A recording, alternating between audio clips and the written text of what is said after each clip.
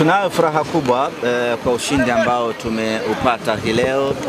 Haukuwa mwepesi, lakini kwa ubora tulioingia nao tumefanikiwa kupata matokeo mazuri. Tumekuja hapa kwa ajili ya kupata ushindi na tumepata ushindi. Tunamshukuru Mwenyezi Mungu. Tunawapongeza wachezaji wetu na wamepambana kadri wanavyoweza kupambana, na mwalimu amefanya mabadiliko makubwa ya kikosi, na wale ambao amewapa nafasi leo wameonyesha kile ambacho walichokuwa nacho. Tumepata ushindi wa magoli 3, tumesonga mbele. Sisi kwetu tumetimiza malengo yetu, tunaangalia kile ambacho kiko mbele yetu.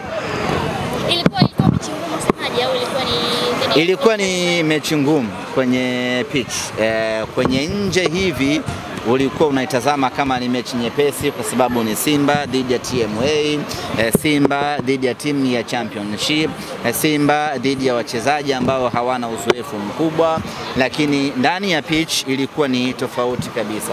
Wachezaji wachache wenye uzoefu waliokuwa nao waliweza kuonesha klasi yao, wakina Kapera, wakina Sabilo, wakina Siraji waliweza kuonesha ubora wao, waliweza kuwaongoza wenzao vema na hatimaye wakatoa upinzani mkubwa. Kwa hiyo kwenye pitch ilikuwa ni mechi kubwa, ilikuwa ni mechi ngumu, ni mechi ya kimbinu, na of course wapinzani wetu waliweza na wenyewe.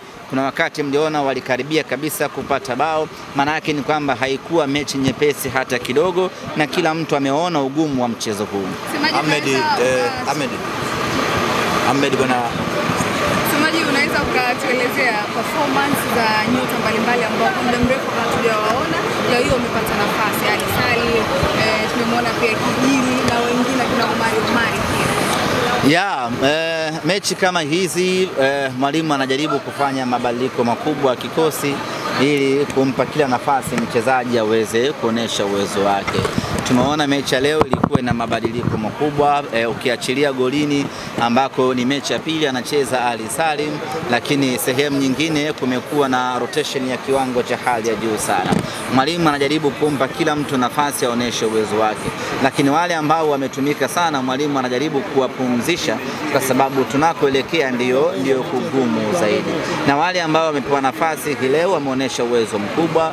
Tumeona kiwango cha hali ya juu mno cha Valentine Ouma, kiwango cha hali ya juu mno cha Awesu. Tumemwona Joshua Mutale Budo SGR. Tumemwona kila mtu ambaye amepewa nafasi ameonesha kile ambacho alichokuwa nacho, na kwetu inakuwa ni faraja kwa sababu kila mchezaji anaweza kutumika ndani ya Simba na kutoa matunda.